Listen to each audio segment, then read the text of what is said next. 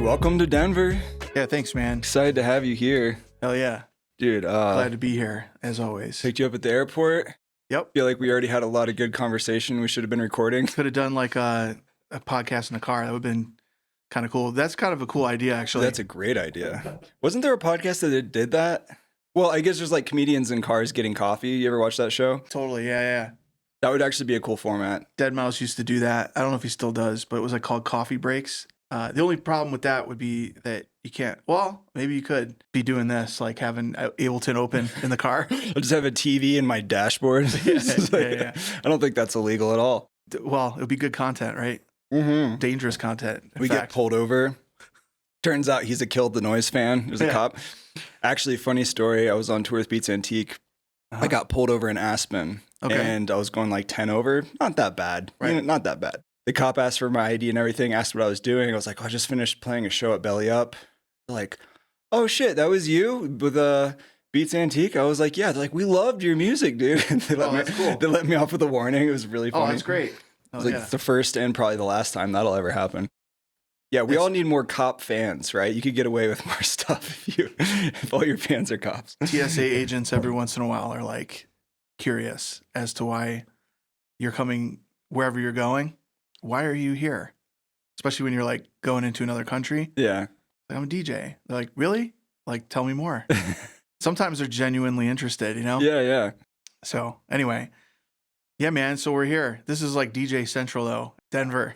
No, honestly, I mean, that's a big reason I moved here. The electronic scene's popping. You live in LA right now.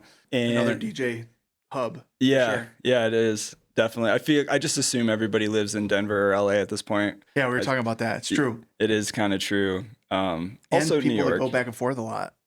Yeah, it's a good place to catch people on tour, especially. Yeah, you flew in for LS Dream's show at Red Rocks tonight. You guys are homies. Yes. You and Sammy. Yeah. Playing out 2 of your songs tonight. Yeah. We were like, I don't even know how much I could talk about like what he's up to.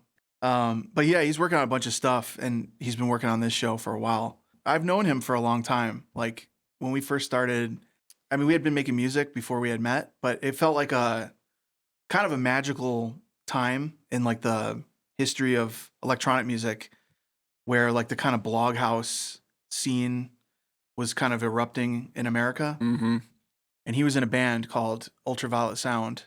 I was just starting Kill the Noise, and it was like an enlightenment era of dance music, I would say, around 2007, 2008, where there was kind of like the old school rave scene that I would say overnight kind of changed with the Bloghouse era, with like albums like Justice the Cross and even acts like Boys Noise, who still here today, like doing interesting forward-thinking ideas. But also like there was kind of a lot of bands that were like kind of doing electronic side projects and stuff like that. Like they would play a show in the band and then they would do like an after party DJing. So you kind of got this really cool kind of like mashup of styles where it would be like, I mean, a lot of these people didn't really understand dance genre.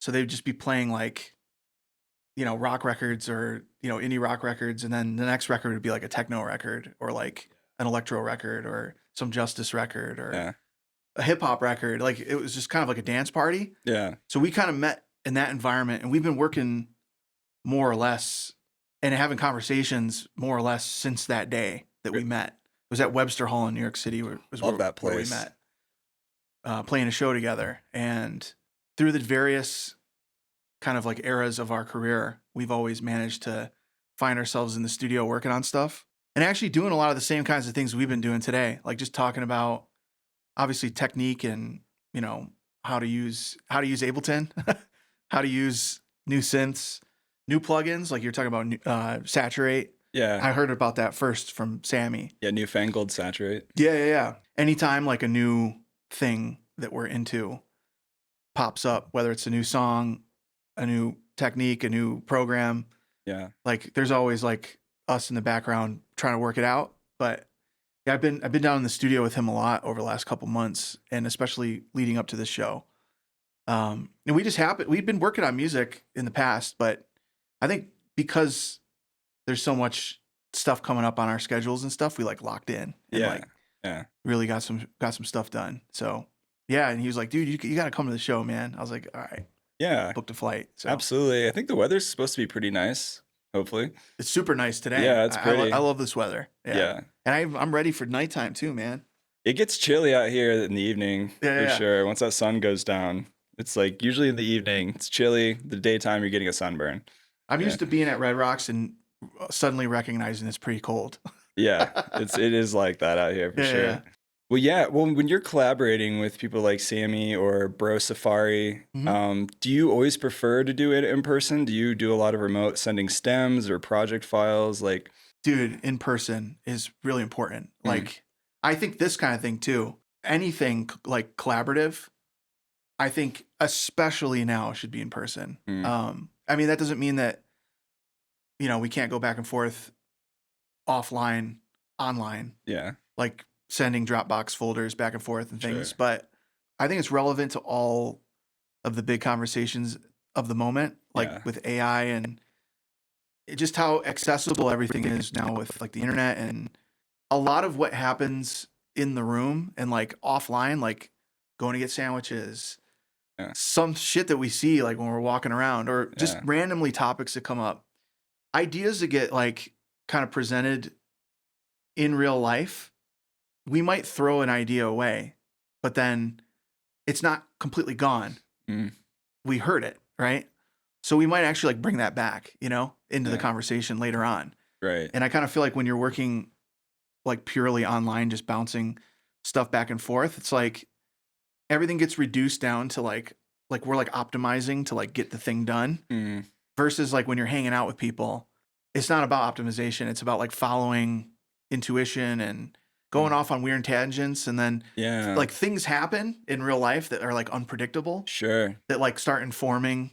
Totally. Like someone might say, I was actually talking the other day about this. It was on the topic of AI. I remember I was working on a song, and in the background, my son was playing Fortnite, Nice. and I could kind of, you know, I'm sure you're a lot like me, like where you get really good at like kind of like tuning out. Like a lot of things can be going on around you, Right. but you can like kind of tune it out and like work. I can actually work on music when there's chaos happening around me. For whatever reason, there was some sound that kept happening in Fortnite that was like in key with the song that I was working on. Nice. And I just kept laughing to myself about it. Finally, I was like, you know what? I'm going to rip that and put it in the song. Oh, you It's like- did? I did. Yeah. I went in there and I was like, what the hell is that noise? It keeps going like, meh. I think it's like when you like drop from like the Airbus or whatever. Oh, that's funny. And it's like this, it felt very like an emotional, kind of like bendy guitar almost. I was like, that feels like it should go in the song. You know what I'm saying? Nice. Did you just like record it into your mic on your laptop? I went on or- YouTube and I found a video of someone playing, and I like You just ripped it. just ripped it from YouTube, yeah, Nice. and like put it right in Ableton. That's funny. Again, part of the reason why I love Ableton is you can do that very easily, right? That's like a shorthand example of how things can happen spontaneously when you're in the room with people, Yeah. and unexpected things that actually start becoming part of the conversation, or in this case, a song, which is part of the conversation. Right. And I think that like, you know, I wonder, it's like, it's worth considering in the conversation about things like AI, about how would you prompt something like that? You know what I mean? Like, Yeah. I think a lot of the things that people don't think about when they have that conversation is how much stuff happens because of things that happened outside of the session completely, right? Yeah. Yeah. And like even things that happened earlier in the day, or like things that happen, you know what I mean? It's like, you know, I mean, maybe like we're speculating in a huge way about what may happen down the line in the future, but being able to prompt a personality yeah. is much different than prompting like a song, like Yeah. with certain parameters, right? Totally. It's like your environment and the moment that you're in can influence the creativity that's happening. Yes. So yeah, I feel that completely. And getting to know Yeah. somebody, man. Like, Yeah. I think a big part of collaborating is getting to know the person you're working with, you know? Yeah. And I don't know, man, like funny stuff happens, like funny good and funny bad. Like actually playing that game of working around each other's sensibilities and stuff. Yeah. is what it's all about, in my opinion. Like, there's certain people that really, I mean, I've been in a studio with so many different kinds of people, like I remember more recently being in a studio with guys like Wooly, Yeah. for example. And like him and I, there's certain things that we definitely agree on, like, but then there's other things, especially with like mix downs and stuff like that. I remember kind of really not agreeing with some of his sensibilities for how things should sound. Yeah. But it's like finding that middle ground in the process. Mhm. And then also being like, all right, there's clearly things about what this guy's hearing and the way he thinks about things that's effective, right? Yeah. So I might not agree with everything, but there's certain things I do want to know and like want to learn how to do and stuff like that, Yeah. It's like somewhere in the middle you find this like hopefully a cool spot. Yeah, that's the beauty of collabs, right? Is like you're taking two people's creative choices and like cooking them together into a recipe, Yes. and it's like that's always like that's why I love collabing with other artists is I'm also learning a lot usually, or I'm watching them over their shoulder and seeing them make decisions I never would have made, Yes. and maybe you pick up a couple things along the way. You're like, what the hell? Why would you do that? Yeah. And then you delete some of the things they did. You're like, no, that sucks. Right. Well, that's like with a lot of the people I work with regularly. Yeah. It's totally like, dude, take a hatchet and just start, if you want, just chopping shit out like that you don't like or whatever. I was working with Trivecta the other day. Cool. We got some shows coming up. We have a new song. But he was talking about like, like the graveyard at the end of your Ableton file.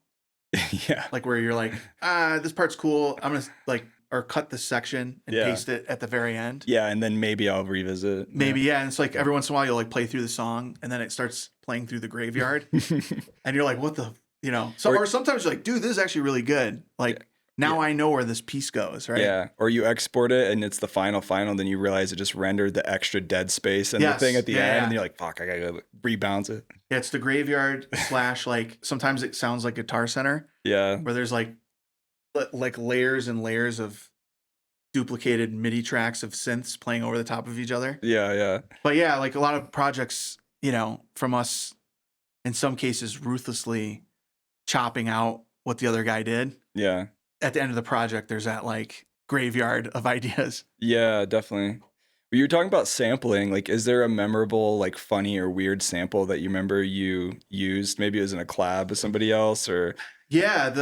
This new song I'm working on with LS Dream. I remember I went over his place. We were just playing each other ideas and stuff. But again, influenced by my son on YouTube. Every once in a while, he'll like either playing a video game or watching YouTube. Like I'll hear something, and I'll go in there. I'm like, what is that?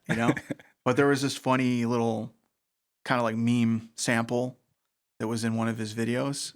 I grabbed that and just started a little idea, but maybe a little bit of like a hack, having a little kid in your house, like watching stuff. Yeah. And like playing video games. 'Cause his, like what he's paying attention to is way different than me, a 45-year-old guy. Yeah. It's like, like I'm listening to, like the record I'm listening to right now is like Nina Girachi. Like I wouldn't expect my son, maybe actually, I think he would actually like it, but he's not like aware of what's happening in dance music or, right. I mean, even like things that are popular, it gets filtered through to him through Fortnite and like YouTube, you know what I'm saying? Yeah. And sometimes there's like weird, obscure, interesting things that start kind of like leaking through some of his videos. Mm-hmm. So he's actually, it's almost like I have a guy like digging on the internet. He's just like crate digging through video games without knowing it. Throughout life. And a lot of ideas come that way. Like more than I'd like to admit. It's, you are a product of your environment. And like, I think me being around my kid every day of the week. That's so funny.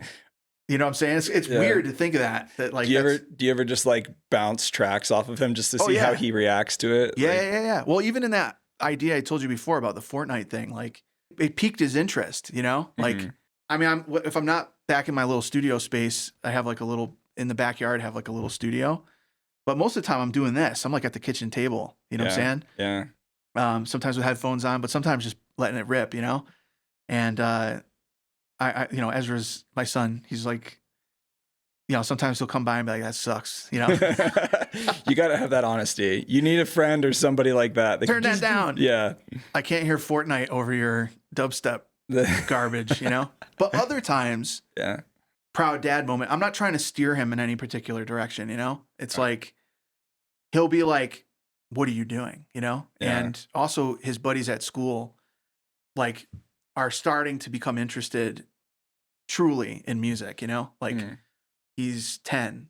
And I don't know how old were you when you started like really starting to get into like you're like, I'm putting on music intentionally that I like want to like feel something, you know what I mean? Like, yeah. How old were you? I took music pretty seriously when I was in 4th grade because I started doing drum lessons every day. Okay. And that's when I feel like I really started investing in exploring music. Yeah. So that's it. My son's in 4th grade. There you go. Yeah. There was definitely like, I can see it in his mind that, and I think back too, is like, it was probably around that time. Like I'm thinking back to the first bands that I listened to and my older cousin putting me on to like MC Hammer and like Vanilla Ice and shit like that. Yeah.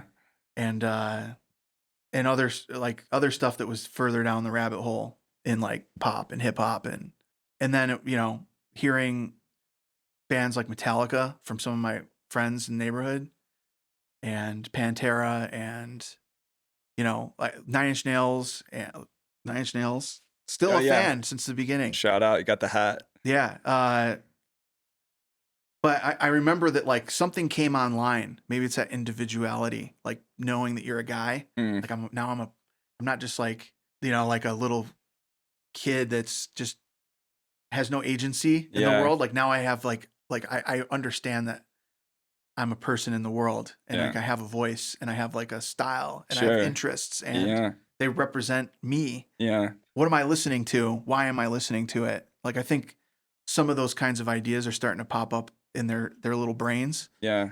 So Ezra, I could, you know, his buddies talk about making music and stuff like that. And then I think some of the kind of matter of fact things, like my dad makes music.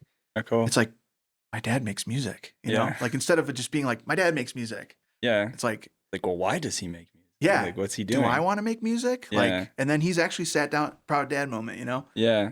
And he was just, and I think one of the great things about, I don't mean to turn this into like a plugging Ableton thing, but it's very intuitive. And seeing a little kid watch you play around with it. Yeah.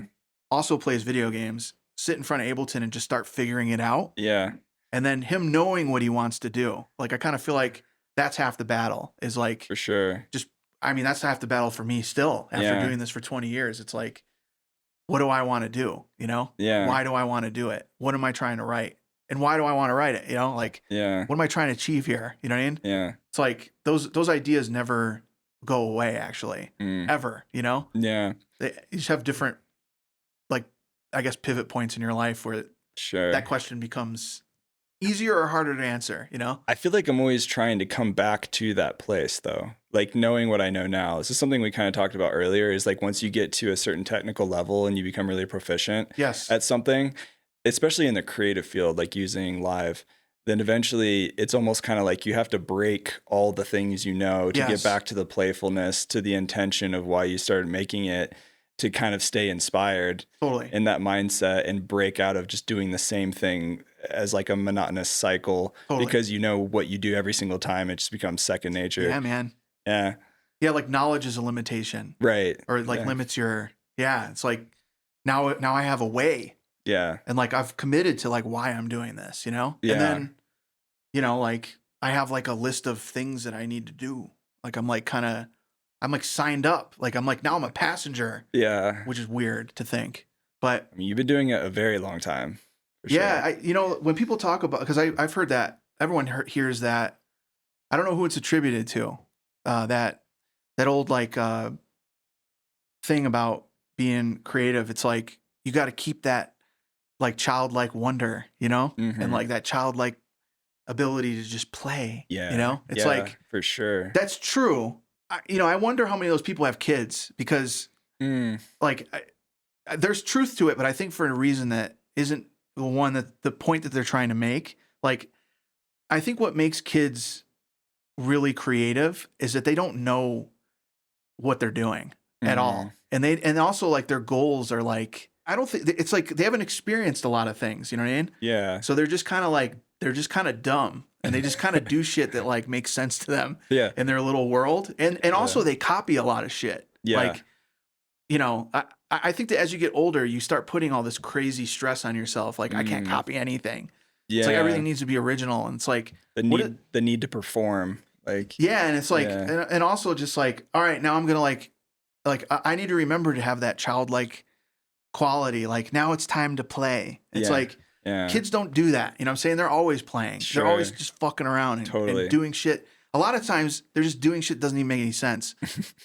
And it's like you're trying to stop them from hurting themselves and like breaking shit and like or it's like, hey, I can help you do. Actually, great example is like watching my son play around with Ableton. It's like that's cool. You have to like stop yourself, right? Yeah. Because you're like, I know what you're trying to do, and I can help you do a better job. But he doesn't want to hear it, right? It's like just the process of doing something as simple as like grabbing this little kick drum and doing this. It's like he can get lost in this. You know what I'm saying? And like, oh, I can make 2 of them. It's like, all right, then I'm just going to make 1 million of them. You know what I mean? It's like, well, now none of them are on the grid. Like just things like that, right? It's like your brain is always trying to correct everything all the time and do things the right way. And like, I think that like, and make things efficient and optimize everything. And then you're thinking like, all right, how much time am I spending in the studio making music? And like, that should result in me getting more shows and like metrics and blah, you know, it's like, I kind of feel like kids they're not thinking about any of that shit. You know what I mean? They're just doing like, they're just playing. They would just sit here and be like, oh shit, you can change the color of this thing. Like they would just do that. You know what I mean? Yeah. Trying to make this look like something. Like they try to paint a picture on here, you know? Like, but honestly, a lot of my favorite songs or like that favorite hook or melody or whatever sometimes comes from accidents. True. You know, it's like I end up dragging something on the wrong track. That happened to Kashmir with Like a G6. Oh, right. Made a lot of money off that song. Yeah, he dragged the wrong patch onto a different track. Yeah.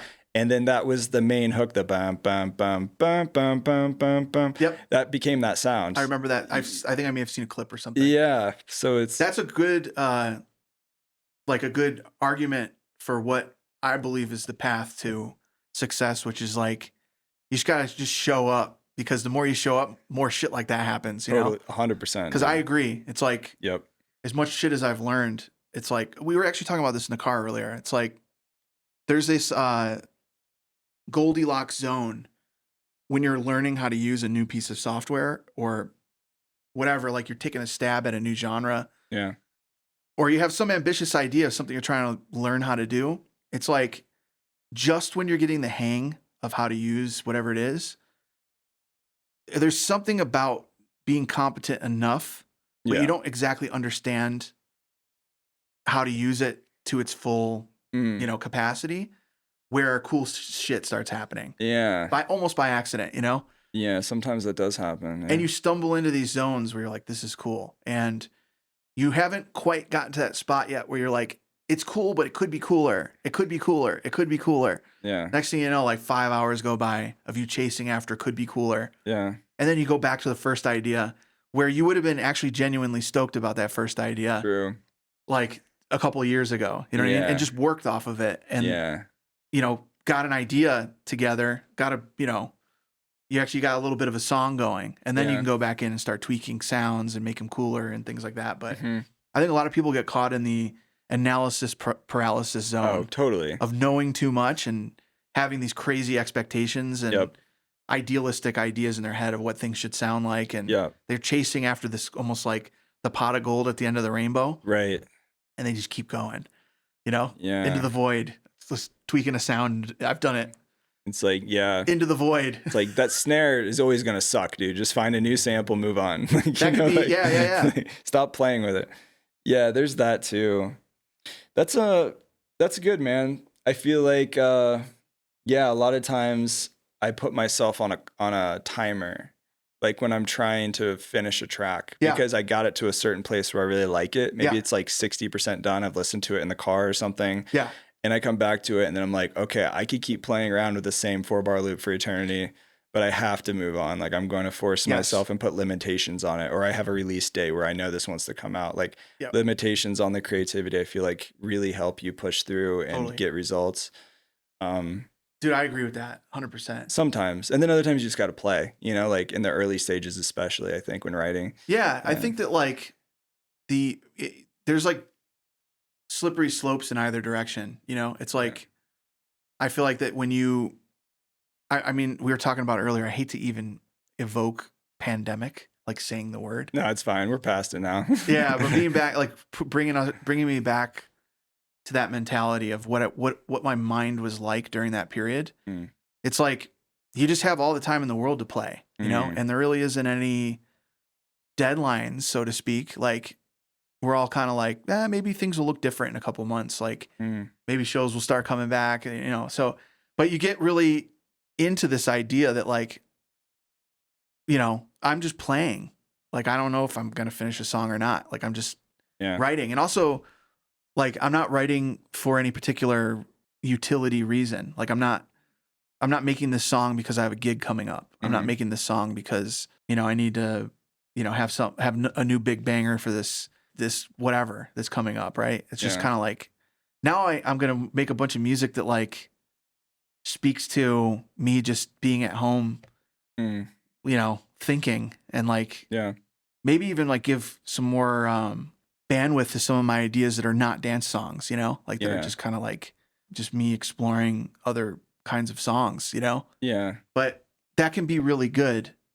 But you can also find yourself just lost in the sauce, which then becomes almost like an existential kind of like situation where you're like, I'm really enjoying this, but should I go get a day job? And just like, you know, it's like, maybe I should maybe I should just do this. Like, I feel good doing this too, you know, like, I don't know how I can turn this into me paying my bills and shit, you know, which I think is it's like a conversation that all artists have with themselves. 100%, I think, you know? Yeah, that's very common. But like you said, it's like having some structure, and like you said, it's like, all right, I want to have something to show for myself at the end of the week. Like, how can I have a couple of songs, ideas? Yeah. Set a timer. Great idea, you know? Yeah. My life has built-in timers because my kid I have to be up in the morning to get my kid to school. And then I got a little bit of window alone to work while my wife's at work and while my kid's at school. And then I got to pick them up. So there's your window, you know? And like, then it's done. Yeah. And then you got to cook dinner, and you got to help be a dad, and help be a family. Yeah. And then, you know, but I feel like that's like a good, also the other thing too, that I remember now is that I used to have an endless amount of time to make music before I had a kid. And I would work way beyond the point of burnout, like physical burnout, but also like just like semantic satiation, if you've ever heard that term, where you're like, it's like, a good example of it is like when you say like a word over and over and over again, like door. Oh yeah. And you just keep saying it, door, door, door, door.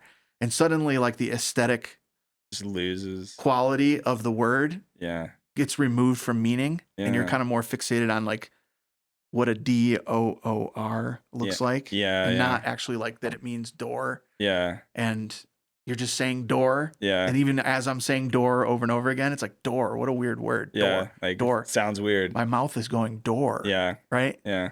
But that happens with mixes. You know what I'm saying? That happens with sound design, where you're like, it loses all of its context and perspective. Yeah. And if you're just working like way beyond that limit, you can do like catastrophic damage to your song. Make your song worse. Yeah, you wake up in the morning and you almost cringe. Sounds like garbage. Like, here we go. 3, 2, 1, space bar. And you're like, what the fuck did I do to this thing? Just wasted 3 hours of my life. Let me revert back like 5 projects, you know? Literally, let me revert back 5 hours, you know? Shout out to Ableton's backup feature. Yeah. I mean, that's helpful, man. Being able to like, I mean, I can't tell you how many times, here's a great feature, like being able to take 2 project files, literally, and have a crossfader between the 2 of them. And it undoes or redoes that'd be sick. All parameters, right? That'd be like so between cool. the 2. Like, I don't know how you'd even fucking program something like that. That sounds really difficult to program. And then imagine if you could do it different files. Wouldn't that be crazy? Like you have like Yeah. this Ableton project file and this other totally different song Ableton project file, Yeah. and you put them in the crossfade mode, and You it like just, starts taking DNA and like just like weaving doing it. a real-time mashup of your projects together. Yeah. That would be cool. And you could change like the random. I mean, I guess this is like, now I'm like advocating for AI. Yeah, pretty much. That sounds like a very AI tool to be used. I mean, there's a place for it though, you know, like I'm all about saving time and enhancing my workflows, you know. There's this thing that somebody showed me the other day, because I was like, I mean, I've mixed a decent amount of vocals. I don't record a ton of vocals. Like I'll use a lot of samples or whatever else and stuff, but creating the perfect vocal chain for certain style and a new vocalist you never worked with. Yeah. You know, because like every voice is different. Yes. And so you're not probably going to use the same exact vocal rack or chain for different people, different styles. Right. There's this thing called Phantom Rack AI. Okay. And you upload a reference track of a vocal. Okay. And then it'll create a stock Ableton rack for that vocal. Oh, that's cool. It basically dissects the vocal chain. I haven't personally tried it, but I talked to 2 other people who said it's actually spot on and it's really good. That's cool. Yeah. Like something like that is cool. Like, I mean, I think that there's like a lot of people that on an idealistic level don't like AI. And I understand that. And I probably agree with most of the shit that they have to say. Yeah. But there's a lot of like cognitive dissonance, I think, where there's a lot of tools that we already use that are, you know, they fall into that category of like, you know, generative plugins, like even for visual stuff. Yeah. Like Notch. I don't know if you ever heard of Notch. Oh yeah. Notch is wild. I mean, I don't know where the line is. It gets kind of blurry between using AI and you know, using it creatively, or, you know, like I think a lot of people would agree that certain plugins that, like we were talking about Soothe earlier and things like that, and like there's certain mix plugins that, like you just said, you can like show it a profile and it'll be like, oh, cool, all right, here you go. Like I can move around the landscape to look like that, you know? Yeah. There was a time where people would be like, that's cheating, you know what I mean? Like, but now I think people are just like, no, it's cool. Like you can do that. It's like legal, you know? Yeah. So I think a lot of that territory, as we move on into this new era, is going to become normalized, right? Sure. And honestly, man, I just think that it's like, it really just comes down to like what you hope to cultivate and achieve, like what kind of a world you want to exist in, you know? Because like, I think whether we like it or not, there's going to be a world where AI, like full AI stuff is just normal and exists, and it exists alongside more organic music, people, and scenes, right? Yeah. And that just seems in some ways the same as it's always been in terms of like, why do certain cultural zones exist now, right? There's a lot of the same reasons, you know? It's like, you know, I mean, I just think about like within bass music, it's like bass music has gotten so much bigger than anyone ever really dreamed of, to be honest. Like, I don't think anyone ever foresaw where we're at with it, you know? Yeah. And there's some artists and some scenes that are kind of like, yeah, man, like the reason why it's cool is because it's small. And I always think that like the underground. Yeah. Yeah. And I always like have to remind some of my friends even, and myself too. I think because of the type of environment we're in, we're always thinking about success in these like really just traditional means where it's like, I'm not successful because I'm not like headlining EDC, or I'm not successful because I haven't bought a new house, you know, off of my music career or whatever. Yeah. And it's like, man, that's new. Like people didn't typically, like if you're an underground artist, like it was always like a paycheck to paycheck kind of gig, you know, like, and it wasn't always easier, you know, like it was always difficult to have a career doing something that was weird and like niche and small. And actually why it's cool is because not everybody knows about it, you know? And I think that there's a similar kind of world that is going to evolve into this new era with AI and things like that. You know, there's going to be people that are going to be using AI in ways that are super avant-garde, I think. It's not about using AI to create things that we already have. It's like breaking AI and using it to make fucked up things that no one would ever think of making, you know? Yeah. And using it as like a weird tool to like, to send an idea through the uncanny valley and then take that and like, you know, fuck around. People are already doing that, you know? Yeah. And I think people were doing that even before people realized that they were doing that. There's some artists that were like, had access to some of these models and stuff way before it became mainstream knowledge. And they were doing that, you know? Yeah, you mentioned that on the phone before when we were talking, and you said like that's really the heart of electronic music is how can you take technology, how can you break it and use it in a way that hasn't been heard before. Yeah. You know, that's like the heart of electronic music for sure. I think it's the art. That's like the heart of just being a punk ass motherfucker. You know, it's like, against the system, fuck the system. Yeah, well, just, I mean, I think that's the thing. I think that people want to, we were just talking about with kids, like, we're talking about with ourselves. Like, when did music start speaking to you? Like, when were you like, when were you playing music like it was your like armor? Like it was like my, like I've arrived, right? Yeah. Like, it's like, I wanted to make sure that my enemies heard the songs I was listening to and the girls that I liked and my, you know, my teacher that I hated. Like, when did that happen? You know, like, I think that is like somewhere along the way, it starts turning into, I want to make music that like everybody already likes, you know? And like, because then maybe I can like achieve something in this world, you know? And like, there's a funny line with it, you know? I mean, of course, like, you know, like I was saying, it's like, unfortunately, we're not able to just like exist most of the time in a practical way, just doing only what we want to do, like following our, like, I feel like the most idealistic people that are doing the most idealistic ideas, a lot of them are fucking insane. Like, they're just doing things. And that's part of the reason why we admire a lot of these people is that they're like, this shit shouldn't work, but somehow this crazy motherfucker made it work, you know? And like believed in it when everyone's just like, you're fucking crazy, you know? And maybe they are. Like, some of these people are totally fucking crazy. You know what I'm saying? You talk to them, you're like, okay, I'm starting to get it, you know?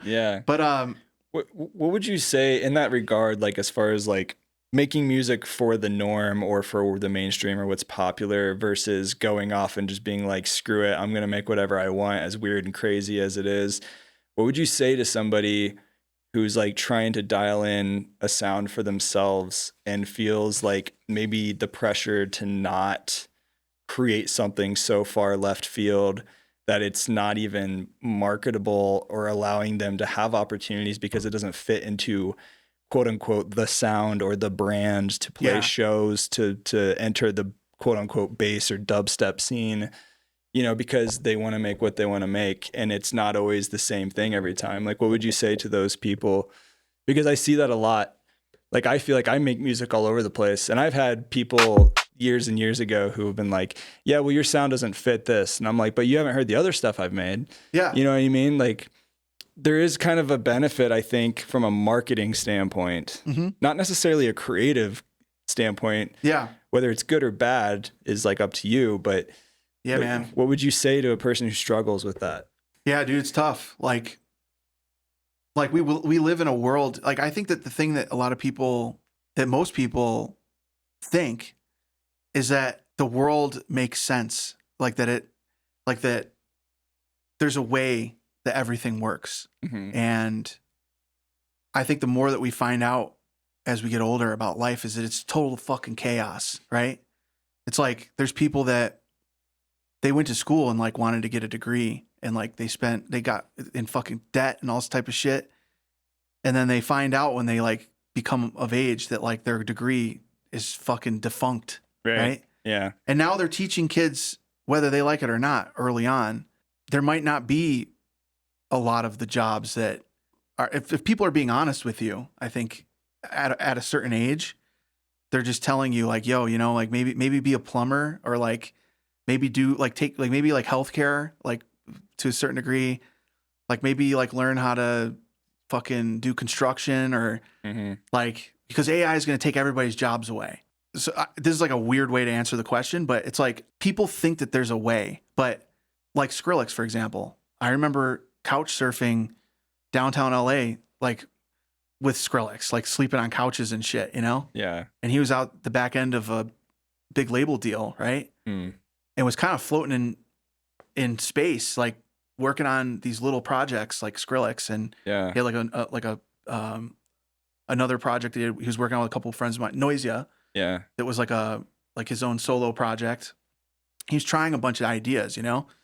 No one would have thought that he would revolutionize bass music, dance. I think dance music, I still think we're living in the post Skrillex era, you know? Yeah. But I don't think anyone knew, or he knew, and definitely the industry didn't know, Yeah. that he was just going to change everything. Yeah. And people that were showing up and clocking in, and like you said, doing things that made sense with people that book certain nights. Yeah.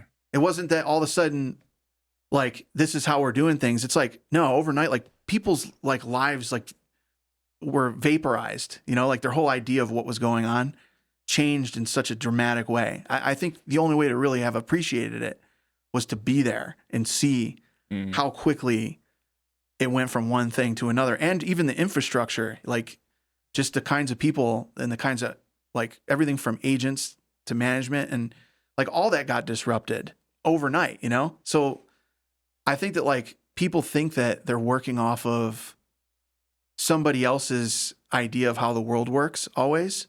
And that's always up for change. Like someone can change that at any moment. Someone else, people that are smart, that are in the music biz, recognize that at any moment it can change. Like, and it has happened plenty of times, you know? Yeah. Like, Yeah. so I would say that, like, the practical advice to people is to acknowledge that, like, the only rules out there are the ones that you can apply to your life to create some kind of structure in an environment that's completely chaotic. Like, so for me, it's like shit we've already talked about. Yeah. I show up every day and I'm working on shit. I try to keep, like, a good attitude, and I try to, like, I recognize that just in general, like, the whole idea of collaboration, like, we're collaborating with people in so many different ways, you know, and learning how to work with other people and get things done, even when you don't agree with them on many things, but you can still make shit happen. Those are the kinds of skills that, like, are super valuable regardless of how things, you know, if there's a zombie apocalypse, you're going to want those skills. You know what I'm saying? Yeah. If for some reason, like, AI just totally wipes out 99% of jobs, like, you're still going to want to be able to show up somewhere, get some shit done with other people. You know what I'm saying? Like, and I think that you'll always be lean and mean in the environment, you know, and you'll be able to pivot and get things done. And also sharp and around other sharp people that are, like we were talking about earlier. It's like, oh shit, I need to get this thing done, like edit video. It's like, am I going to wait around for someone to pop out of the woodwork to help me do this? Yeah. Or am I going to open up fucking Premiere? Or am I going to, like, hire somebody and work kind of like alongside them? And, you know, those, I see the most successful people doing that, you know, like they're like, just, they're not making excuses, and they're, like, not waiting for anyone to invite them into learning new things. And they see it on the wall. They're like, fuck, I gotta, this is, like, gotta get done somehow. And most of the time I gotta do it. And we were talking about it also earlier, won't name any names, but when it comes to, like, building a team and having, like, other people involved in your career, like management and things like that, it's like, I think artists can get atrophied, you know, and, like, start expecting some of the people you're working with to be putting as much effort into what you're doing as you are. But it's like, I always see, and maybe you'd agree with me, it's like, usually when people's careers really pop off, it's because they are, like, they're just on it. They are doing everything. Yeah. Showing up. Yeah. They have a vision. They've built a vision for their brand. Yeah. They're, like, involved in making merch. They're editing video. Yeah. They're, you know, they're fucking around in Ableton. They're, like, you know, and also when they're at shows, they're, like, interested in like, they're at front of house, like, talking to, I've never run lasers before. Like, how the fuck are you doing this? You know, I'm interested in what you're doing, you know? It's like, those are the kinds of people that are going to thrive in an environment where people think that, like, things like AI are going to make your job easier. I think it's just going to make people lazier and, like, more disconnected from the world that we're living in and the chaos of the world that we're living in. You know what I'm saying? Sorry, that was a long ass answer. No, I mean, there's a lot of good stuff in there that we could unpack too. But I mean, just to kind of summarize, one thing I appreciate about you, I mentioned this earlier in the car, is, like, you are extremely well-rounded. You're very involved in the production side of things. I mean, you just talked about building this really cool gauntlet thing and this production, and then also you've worked obviously on music. You're involved in editing your own video. Yeah. Like you've learned social media. Like the guillotine, not the gauntlet. But sorry, yes, the guillotine. The gauntlet Thank sounds you. like a cool thing too. It would be cool too. Yeah. But yeah, I mean, like you're very involved in everything in your project, which I think is really cool because somebody who has been doing it a long time, who quote unquote has made it, whatever you want to call it, it would be easy to outsource a lot of things and just to do one thing, but you're still very involved, which I think it's also expensive, and I'm like also cheap because of the shit we're talking about. It's like, you know, I mean, having a good handle on, because you know it's crazy, man. Like we live in the late capitalist environment where, I mean, dance music like used to be super, like just in general was just underground, you know, like all of it in North America was, I remember playing and like, again, couch surfing. Like the reason I was couch surfing downtown LA was because Danny Johnson, I was sleeping on, like the first times I ever came to LA, I was sleeping on his couch, you know, and because I had nowhere to go, like between gigs. And he, you know, his house became kind of like the crash spot.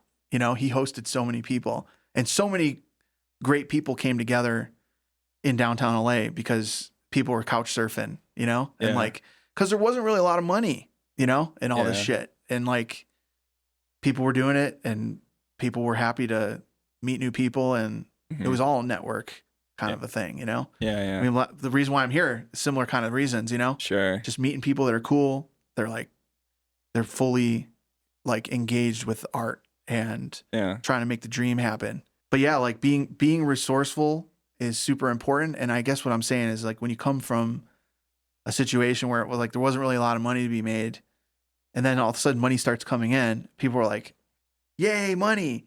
Let's make things bigger. Let's make things crazier. Let's like, you know, now we can afford to do some of these fucking crazy ideas, you know? Yeah. But as electronic music's become more popular, the expectations from the audience and from everybody else is to go bigger and crazier and more expensive. Next thing you know, it's like, okay, cool. Maybe you've like managed to pull off a couple crazy stunts, you know? Yeah. But you can't just come back and do the same thing again. You got to go crazier. The expectations are higher. You got to go bigger. And now it's to the point where, you know, no shade to anybody, but you know, people are going fucking crazy. Like where they're bringing like hundreds of lasers and like fucking crazy fire. Fucking pyro's expensive, you know? Lasers are expensive. Yeah. All this shit, you probably know. At some point, your margins are getting thinner with the bigger There's and bigger no margin. and bigger. Yeah, exactly. Like literally people are doing shows knowing that they're losing money. Yeah. And some people... Big productions too, not just like regular venues, like big shows. Yes. Yeah. And it's like, it starts getting into this situation where you know, I don't want to start having a different type of conversation, but it starts getting into a situation where it starts becoming a lot like pay to play, where the only people that are really going to be dealt into the big shows are people that have a lot of money, you know, and either they already had a lot of money or, you know, they got really lucky and nailed a fucking just something crazy in the zeitgeist. Yeah. A big hit, whatever, just right place, right time. But it's hard to, you know, I mean, there's a certain amount of luck involved to get to the level where you're able to spend that kind of money. Yeah. Like, you know, like literally we're talking like into like $1 million to throw a show, or like Crazy. hundreds of thousands of dollars, you know? Yeah. So, I mean, I'm glad people are doing that. I think that there's something to be said for that, like the maximalist idea, but I think a lot of artists got to just be real about it, you know? Yeah. And just be like, how can I make something that's really cool, that's where I can't go with money, I'm going to go further with ideas and concepts. More creative, more outside the box. And cultivating community. And it's like, what can we create that like money can't buy? Right. I think that's like, and also like being a small artist, I get it. Like it's harder to pay the bills and stuff like that. But I think there's ways to be, you have to be exceptional either way. Right. Yeah. It's always been the case. As long as people have been making music, even when people were like, you know, just before recorded music, like people were bringing shit to the table that was extraordinary, you know, like people don't want to see some ordinary ass shit. Like, what makes your shit special? Yeah. And like, Yeah. now more than ever, the audience, and there's people out there that want the people's champ. They like want a folk hero. Yeah. In a time where people are concerned about AI and people that have endless amounts of money to put on the craziest show you've ever fucking seen in your life. Yeah. Like, someone wants a Robin Hood type character. You know what I'm saying? Yeah. That's like, we can do it. I mean, Skrillex, like, using him as an example again, he was the guy that was on the Grammy stage with a busted laptop and like, you know, was writing everything in Beats headphones. It's like, I don't think people really underestimate that why he has been the people's champ was because he's one of us, right? He's he was not. He wasn't a trust fund baby who just came out with all this money to buy his way into fame at all. Like, he grinded from the bottom. It's like, mom, you know, like a lot of kids were in their basement and like, didn't know, like, they didn't see a picture where they fit into the traditional idea of success. And it's like, mom, do you know who this guy is? Like, I'm doing that. Like, what he's doing is what I'm doing. You know, like, does it make sense now? Or to your friends? Mm-hmm. Does it make sense now? Like, what I'm doing is important, you know? And like, and it can be done. Like, it can be done with just me and my little Ableton setup. It's funny how on many my fucked up, broken ass laptop, you know what I mean? It's crazy how many like hit songs have been made just on a laptop in a hotel room. Like, you know, you don't need big fancy studio stuff. Yeah. But I think that there's a difference too between somebody, like, I always find it a little patronizing when someone that's just like already a multimillionaire is like, oh, I made this new song on my laptop. Check it out. And they're like in a fucking $700 room, you know what I mean? Like on the top floor of some Vegas hotel. It's like, it hits way different when the person telling me that has been sleeping on a fucking couch. You know what I'm saying? And, you know, hasn't taken a shower in a week. And like, you know what I'm saying? Like, it hits way different. Like, you're not the audience of people that want to believe, like, they're looking for that authenticity of somebody that like is really just, this is my ticket, man. Like, I got nothing else, you know what I mean? Like, it's just me and my ideas here. Dude, this is like completely random side topic. Did you ever hear Elon Musk's song that he released? Yeah, I do. It sounds like AI made it. What is it? Something My Vibe or Don't Doubt Your Vibe? Don't Doubt Your Vibe. It sounds so much like AI made it. I believe it. I don't know if he used AI or not, but I was like, if I heard a song by Elon Musk, it has to be a robot that made it. I feel like that kind of energy. I believe though that he actually wrote that with Chris Lake. I think Chris Lake was involved. Okay, you're gonna have to fact check me on that one. I don't want to just say that because that's like he's not on it, but maybe he got like a writer credit or something. That's like a crazy accusation. I need to like double check that. It's just, doesn't this just sound like a robot made it? It's like.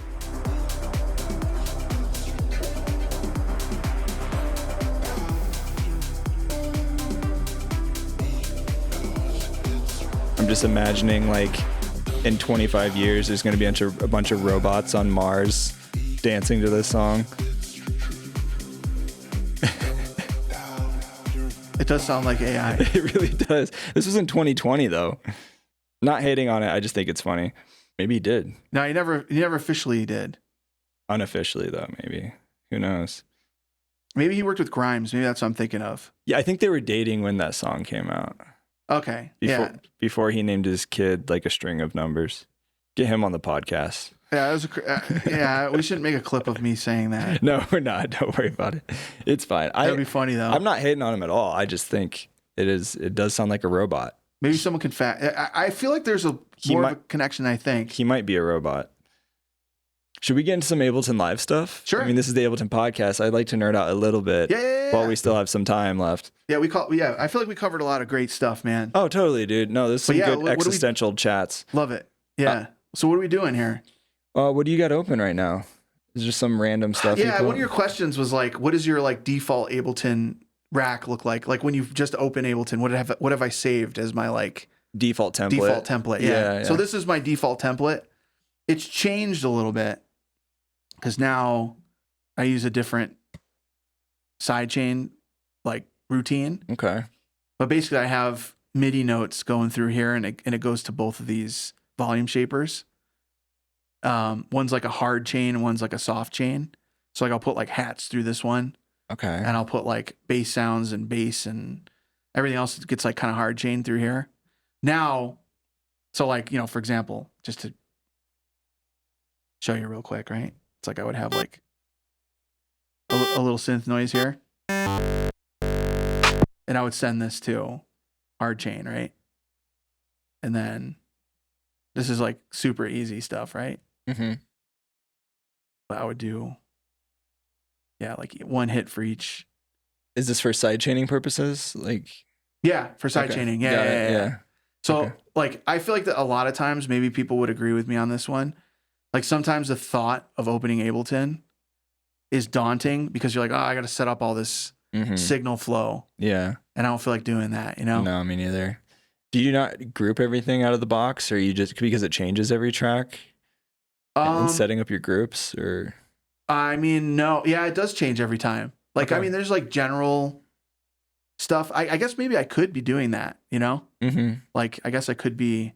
Do you know Frequent? Do you know who that is? No. He's like a big experimental bass artist guy in Denver, but he has the same kind of approach. Like he starts completely from scratch every project because he wants to surprise himself. Right. Which I get it. Like I usually work with a template, but I see the concept of people who just want to start completely fresh every time and get something new. Yeah, I think that like, so yeah, there you go. And then if I wanted to put like hats and shit over here. Nice. I would send him this one, which has a slightly less, it's like a half dry wet signal. Okay. So it's like 50% sidechaining volume. Yeah. Okay. Because I don't like hats. Sometimes I like the hats not being so pumped, Everybody listening right now who's followed the podcast has probably heard this a million times, but have you ever heard of GM Audio Ducker? No. So obsessed with it. I think I feel like I shout it out on every episode now, but it's a Max for Live. It's like $15. It's a sidechain, and I just sidechain it directly to the audio. Yeah. And it's extremely low latency, and it does an amazing job of sidechaining. You can really like dial in the waveform too to sidechain. Right. It's like a more native version of like Kickstart too. Yeah. Well, I was gonna say that like I was gonna put some little hats in here real quick, because the other way that I would do this, as you were just saying, there's like a million ways to do the same thing. Sure. Right. Yeah, and I kind of feel like getting really good also when it comes to collaboration, of getting in the studio with someone that does something different and just being like, I see what you're doing. Cool. Yeah. Let's move on. Yeah. You do your, like you're ducking things that way. Cool. Yeah. I can do that. Like I've watched people do some pretty ridiculous, I would call ridiculous stuff. Yeah. Okay. Let me send this to here.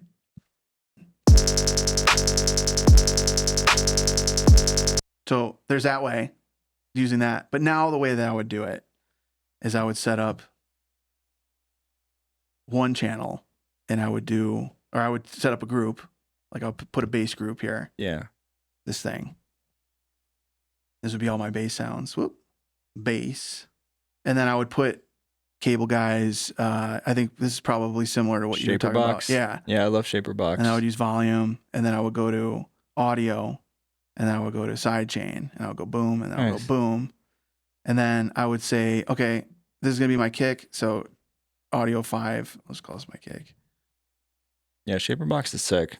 Then I would do my kick here, and then I can see I like this better now. This is like how I do things. So this will be my kick. I get a little shape going. There you go. There's my kick. Nice. And then I would just copy this, duplicate it, and then I would use audio 6, which is my snare or my clap. And I could change the different shapes there. Right? Nice. Boom. Yeah, just dial in your... Yeah. And this is probably the way that I do 90% of my files now. Yeah, dude. Shaper Box is low latency. Does a great job. Do you use any of the other modules in Shaper Box other than sidechaining for volume? Yeah, I mean, people have been showing me all kinds of crazy shit. Like the time is really fun to do some really kind of crazy like frequency. I don't even freaking know what you call it, but the time module. Copycat was showing this to me. If you go into that one bar over here, yeah, at the bottom it says one bar. The timing of like how fast it's moving. Oh, right here, bar. Yeah, if you change that to hertz on the right. Yeah, Oh. if you click that and then you start changing doing the this? shape, and you change the shape, you can dial it in basically to the fundamental frequency, whatever frequency Oh of the, yeah. So you can go like this. and then you move that around. You can get some cool bass shaping out of that. oh, that's sick. You can really shape the frequencies. Yeah, there's a and some plugin actually. cool wave distortion. My boy Feed Me. I should put on this clap. Let's see what it does. This clap, just for fun. I have it side. I saw him at Webster Hall in 2012. Yeah. Never heard a song of his before I saw him live, and that was like one of my favorite shows back in the day. So here we go. I have it on a clap. Should I put on a bass sound? Sure, why not? It's no rules. Is that the time module we were playing with? Yeah. You might have to go in and change the frequency that you had. Yeah, if you go back into the time module, and then you can change the hertz frequency. Right here? Hit play, yeah. Yeah, but if you change the hertz, drop that. Yeah, change it to maybe 5K or something. Yeah, and you can automate that and get some kind of cool frequency shifting. Whoa. It's like cool texture. Yeah, it's a good bass texture kind of thing. Kind of reminds me of erosion or something. It's like some kind of frequency shifting thing on bass can be cool. Copycat uses that a lot. That's great. Yeah, I mean, dude, honestly, we talked about it a little bit in the car. When it comes to showing people shit in Ableton, I'm I guess somewhere in the middle of somebody that's I do believe that if you don't understand what you're doing, you've kind of created a problem for yourself because then you're just shooting in the dark a lot of the time. But then on the other end, there's a slippery slope too, where it's there's so many people that they're oh, you could do it this way. Oh, but you could also do it this way. And then you could do this way. And then also, do you know that all sounds are just sine waves at the end of it? You know what I'm saying? It's yeah. And then it's oh shit, you can get really heady. You can get, yeah. And I understand that maybe I'm not, there's different kinds of intelligence, you know what I'm saying? When it comes to making music. There's some people that, I'm the kind of guy, I don't know how computers fucking work. You know what I'm saying? Something goes wrong with my computer and I'm thank God for ChatGPT. Yeah, I actually for real. have fixed problems using ChatGPT. Me too. I feel bad about that. No, don't. I do it all the time. But otherwise, I'm lost. I'm I have to bring it to someone. Mac store and pay way too much. Yeah, I got to bring it to somebody to help me figure it out, you know? And no, you're right. I mean, there's people who are so crazy smart with the technicality of stuff, but they never release a song, or they never actually make music that people enjoy. Then there's there's the rare people too that are both. Yeah. And I'm you need to be. Shout out to those people. Yeah, you need to be. Yeah, you need to be studied, right? Yeah. But what are some other devices or plugins that are your go-tos that are kind of your signature? Well, I'm reaching out to the people out there that are just I'm trying to get some shit done and have fun doing it and maybe pick up a little thing or two, things like that. Actually, someone do you know who Company is? Yeah, of course, right? Yeah. He was gonna be on the podcast 4 months ago and then got sick the day of. And we had to cancel. Yeah. Well, he's the kind of guy. I feel like he gives really useful advice. He'll be hey, I've been fucking around with Disperser. Yeah. And it's actually really cool when you put a really small amount of low end disperser on a sound. Yeah. Look what it does. Yeah. And you'll hear it and you'll be oh, that is cool. Yeah. And I didn't have to learn math or some kind of crazy, I didn't have to learn about on an atomic level, right, how sound functions, you know what I'm saying? Right. So it's I feel that kind of advice is really, or showing somebody something like that is really cool, you know? So, I mean, for me, it's one of the things that I'm always trying to do. Actually, when I was just in the studio with Sammy, LS Dream, it's you know what? This song we were working on, it's called Stink Mode. And again, it's kind of a long story. I won't get caught up on it, but it's let's make sounds that sound the vocal is activate stink mode. And it's what happens when you activate stink mode? Of course we have to make some sounds that sound stinky. Yeah. They sound like that stank. Yeah. Someone farting or puking or, just sewage noises, you know what I'm saying? What stinks? What does that sound like? Yeah. You know? So we were playing around and stuff. We're all right, what kinds of noises can we make that feel almost granular maybe? I was going to say I remember there was this a wavetable in the original like init sound bank. I don't even know where it came from. It was called like Can I Has Kick. Do you know what I'm talking about? I don't think so. No. I have to find it, but basically it's like in the factory sound bank. Okay. Let me see if I can find it. Maybe it just depends on the type of waveform. There it is. I Can Has Kick. I like this wavetable because it's like, it just feels like something stinky. It just feels granular. Like it, like you when I'm shaper box still on. Oh fuck! Let me take it off. But you know what I mean? It's like it kind of has like instantly a stink mode. That's cool. Yeah, I like that. I was like, damn, it already stinks. You know what I mean? But then I was like, dude, what other kinds of effects are involved in stink mode? Like in activating stink mode. And I was like, bro, fucking flanger, like combs and flangers. Yeah, comb filter and the new audio filter is nice. Or auto filter. In 12, you're in 12, the new auto filter has a comb in it. Yeah, it does it? Yeah, which is kind of cool. If you change the filter type on the left, there's a comb. Right? Oh. Yep. So if you choose comb, right, yeah. There it is. And then now if you change the frequencies, now you can kind of get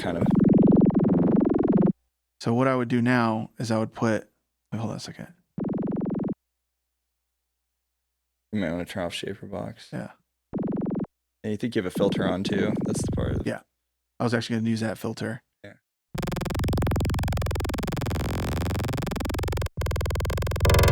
Wow. And it has a clip too, so you can clip the filter, which is nice.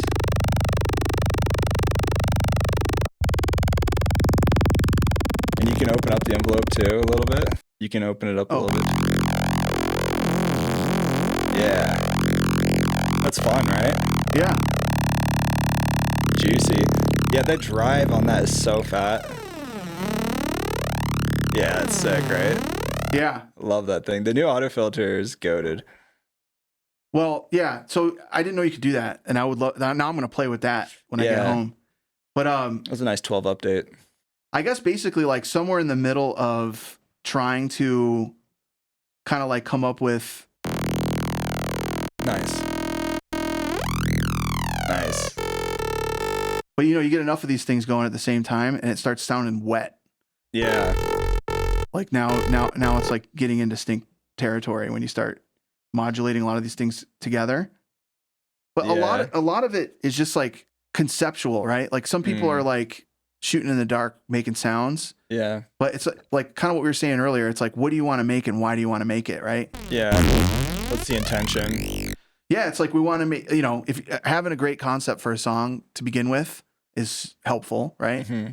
And I think that starts to inform where you're going to start. And then I think that choosing sounds based on what they're supposed to sound like, it's like you can pick a better start point if you kind of have an idea of where the finish line's supposed to be. Yeah, yeah. And sometimes it's like, what I want to achieve is not actually that difficult, Mm-hmm. You can kind of psych yourself out into thinking that a cool sound is like this gigantic rack with like millions of things happening at the same time. It's like, not necessarily, man. Like sometimes it depends on, what the concept is for the song, and like, all those kinds of things. In my experience, like starting with a good sound at the beginning goes a long way, because there's less work to get to the place where you want to be.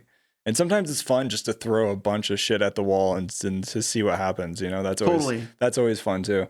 As far as like Ableton Live stock effects, like if you had to pick like 5 or 6 go-tos you couldn't live without, what would they be? That's stinky. It's like starting to sound like some stink shit. Some stank. Yeah, I love hyperdimension. That's nice for just spreading stuff, making it a little wider. What kind of Ableton plugins do I like? Yeah, like stock Ableton stuff. If you had to give some shout outs that like are your go-tos you grab for certain things. A lot of the Ableton plugins that I like, again, are like pretty simple. You can also right click on the name of the top and choose rank, and we can see what your top ranked ones are that you use. You right click, choose rank, and then now click rank so it filters. Yeah, let's see what are your tops. EQ8, there you go. Auto filter, glue compressor, solid, multiband, reverb. Yeah, those are all the staples. Shifter. Probably nothing like abnormal. Spectral time is sick too. Yeah. Hybrid reverb, honestly, is one of my favorite reverbs of all time. Yeah. Let me try to like dial in a cool noise real quick. I'll just make like just like a dubstep thing. I don't know. Who knows? A dubstep thing. Yeah, nothing too interesting, I guess. And then try to make it interesting, right? Sure. Like using. Oop.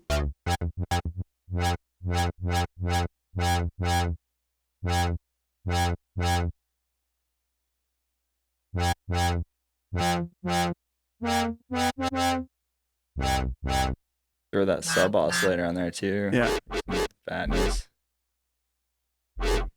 Watching people, like we always joke about this in the studio. It's like watching people make, like, you gotta let people cook sometimes. Yeah. Like, especially when we were doing the stink mode thing, it's like one guy would go in headphones and the other guy would be just noodling. Yeah. And it's like, all right, I think I got like a couple good ones. Yeah. And it's like, all right, let's go. Let's hear them. Yeah. Anyway, that's cool enough. There you go. I like the dinosaurs labeled wavetable. Yeah. Make some dinosaur dino step. And then, you know, I have it set up to where you automatically, when you launch multiband dynamics, it just puts OTT immediately. Oh, nice. Yeah. Everyone hates on OTT now. I think it's funny. Dude, I love OTT. I use multiple OTTs sometimes like that. Yeah. Okay, so I think things like flanger, phaser, flanger's cool. Yeah. like can instantly, again, I mean, already it's like, Add some depth to it. Yeah. Gives it some nice depth. and then doing things like that, like, Nice. You ever use Roar? yeah, it's dope. Roar's goated. Let's try it. I love Roar so much. You can do so much with it. Let's see, Roar. One of the There best. you go. I I feel haven't like been using it that much, it's but so underrated. And you can do the different bands. yeah, I love that it's already set up that way. And then the frequency, the feedback mode, you can get some crazy results. Where's feedback mode? It's on the right side. It says the amount underneath it. Yeah, so you can Oh, yeah. Yeah. you can use it as a delay too, actually. Using it just as a delay is cool. I think these kinds of effects, when you have really tight delays, Yeah. it gives that metallic sound. Yeah, it's nice. You can also open up the sidechain window on the left, and then you can have the feedback mode play the harmonic series of the note that you're triggering from another MIDI track. Oh, okay. So if you wanted to play different notes, like a melody or something, then you can have the feedback mode follow the melody. Oh, that's interesting. Yeah, you can get some really cool Is that results like how you with that. do like some kind of like maybe like future bass or color bass kind of sounding stuff? You could, yeah. You can like make putting like a chord in a it little or something? bit. Yeah. Add another like nice harmonic element to it. Oh, here's another one I wanted to show you that I'm sure you probably use, but I use a lot is For color-based stuff, everybody talks about chroma. Yeah. Chroma's crazy for that. Well, now I'm like thinking of more than one thing at once. So the first thing I'm going to do is show you the spectral resonator. Yeah, I love that on vocals actually. Yeah, and like being able to like Nice. instant like rhythm. Yeah. Nice. That's You know what I'm sick. saying? Like yeah. playing around with this type of shit. And even like stacking them too and like putting like different notes Totally. is fun to do. Oh yeah, that's sick. You can get a lot of And you can change the harmonics, how many harmonics on there too, and change the tonality of it. I noticed though, it's like the lower res you go. That's kind of cool. Ooh. I like when you do like especially when you have like shorter noises. Yeah. Like if I change the envelope on this and make it like super kind of like small. Yeah. You can add some cool tails and stuff. That's sick. Ooh. Yeah, that's tight.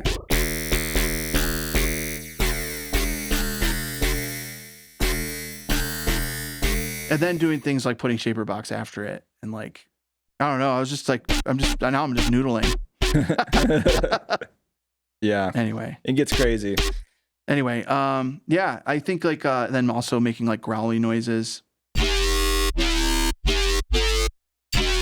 Let's see. Have you played with Serum too much? Yeah, I do. I play around with that one too. We could probably just keep on making fun, crazy noises, but maybe we should wrap it up pretty soon too, because I know you have to head out soon.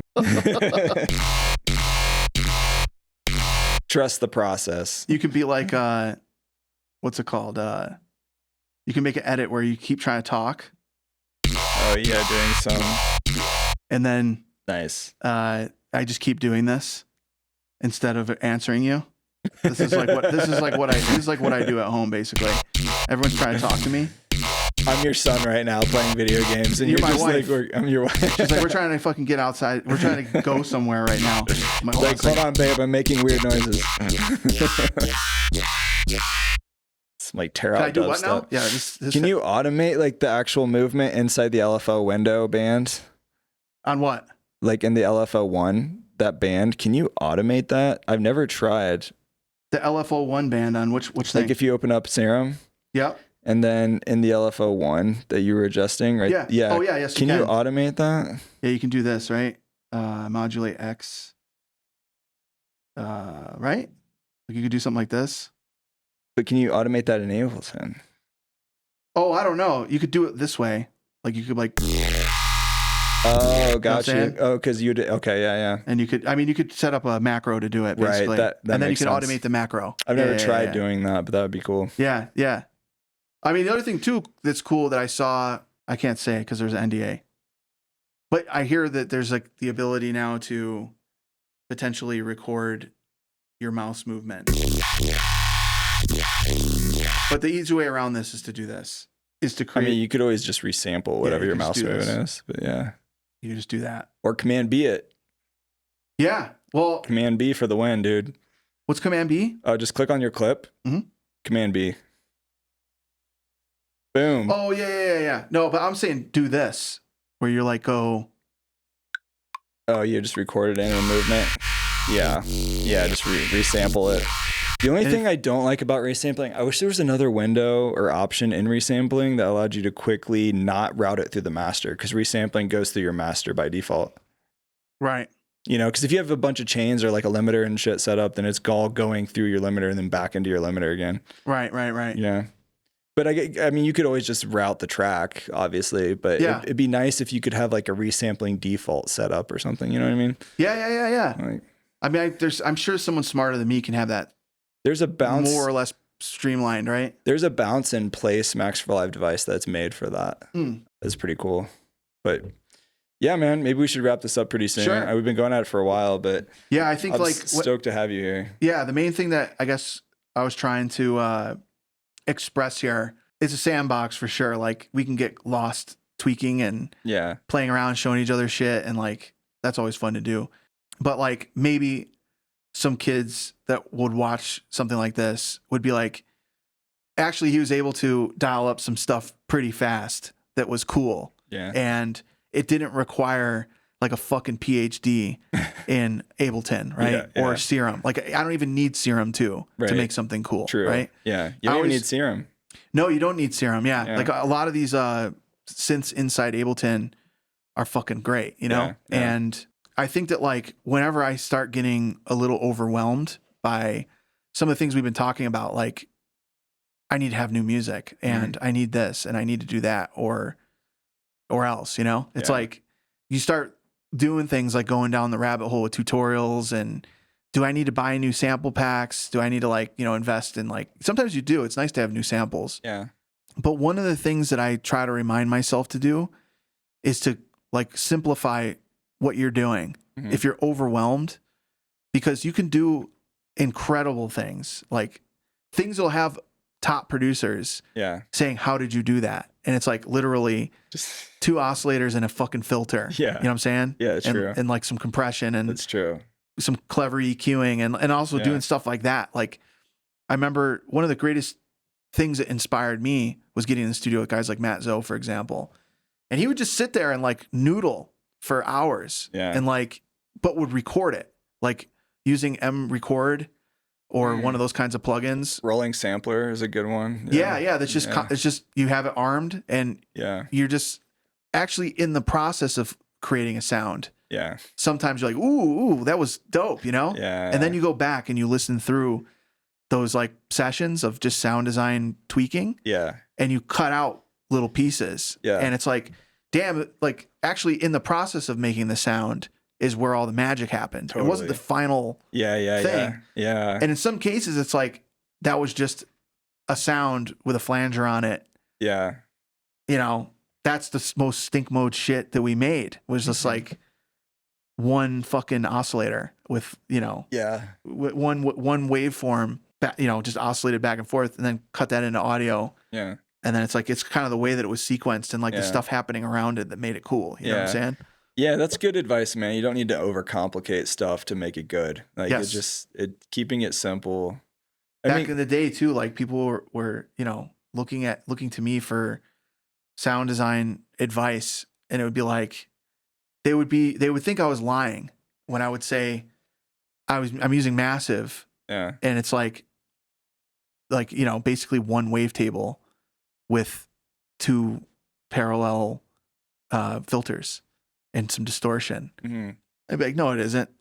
You're lying. And it's like, all right, don't take my advice then. Yeah. Go back to whatever the fuck you were doing that isn't working. It's like millions of fucking plugins. Yeah. You ever try, like, that's one of the things, actually, being in the studio with Sammy, he showed me like that newfangled audio plugin. Yeah.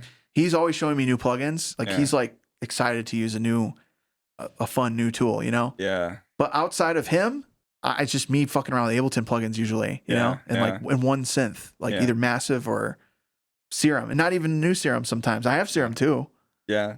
I like the spectral, like turning a sample into a wavetable, like a spectral wavetable. Yeah, that's awesome. Those are fucking cool. Those are cool. Got some good new effects modules. And you could just do a lot with just that. Like if you just take a sound and put it in there and do nothing else. Yeah. And just fuck around with a position on that thing. Yeah. It's like you'll make some sounds that people will be like, how did you make that? Yeah. And you'll be like, I did one thing. Yeah. That was it, you know? I mean, no, that's true though. A lot of my students are like, why does this just sound weird or bad? It's like, oh, well, let's just change that one wavetable and now it's better. Yeah. That seems to happen a lot to me. Anyway, teaching. All right. Yeah, we could keep going, but yeah. Yeah, man. Dude, thanks for joining the podcast. You're an OG. I've freaking been listening to you a long time and stoked that we were able to make this happen. Any upcoming projects or things that you want to shout out to the people before we go? Yeah, I mean, tonight, I guess by the time this goes on, it'll be over with. But yeah, this comes out in about 2 weeks. Yeah, I got some new music coming out on Ophelia Records. I got an EP coming out. I got some collaborations with some close friends and some new faces as well. So I got some new music coming with Seven Lions. Nice. I'm on his tour. So I'll probably still be on tour with him while this is happening. So definitely come check that tour, because I'm going to be playing a lot of stuff on that tour. I got new music with Kill Safari, myself and Bro Safari. We're on tour right now separately. And then I got new music with Ellis Dream. Me and Sam Trivecta have new music that we're playing a couple shows together later this year. So come see us in San Francisco and San Diego coming up, like a couple months. We'll be debuting some new music there. Nice. A lot of stuff, man. Like, I'm excited and just working hard, and I appreciate you and everybody else listening. Yeah. And allowing my old ass to keep going. No, well, we want it to keep going, so don't stop. No, I'm not stopping. But hell yeah, man. Well, thanks again. Stay tuned, everybody. Go check out his tunes. Where's the best place to connect with you also? Where are you at? Instagram. Kill the Noise. You'll find the way from there, because I post. That's where I always post everything. My stories too. Check my stories. Beautiful. Yeah, follow this guy. Yeah. Give him some likes and comments and stuff. Share his stuff. Like and subscribe. Yeah, all the things. Yep. Cool. All right, we'll see you next time, everybody. All right, man. Peace. Peace, y'all. Bye. Hey, thank you for listening to the podcast. If you didn't hate this episode, please leave a 5-star review. It would help me out a lot. Check back on Tuesdays for new episodes. If you want to be the first to get new episodes and new content, some new packs and downloads and things I'll be sending out, also upcoming events, then join the newsletter. Also, if you want to check out the brand new merch store with some exclusive items, go to abletonpodcast.com/merch. Check out the links in the show notes for all the info on this. Be sure to follow this guest for spending their time on this episode. Give them some love. Thanks again for listening to the podcast. Much love. I'll see you next time. Later.